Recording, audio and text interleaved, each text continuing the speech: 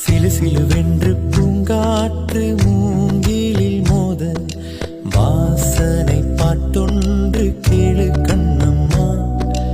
அலை அலையாக ஆனந்தம் தாளமும் போட பூங்குயிலாட்டத்தை பாரு கண்ணம்மா.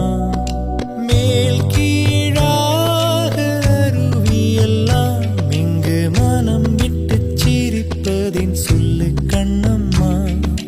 வானை தாங்கும் மரங்கள் எல்லாம் அந்த ரகசியம் சொல்லும் செல்ல கண்ணம்மா.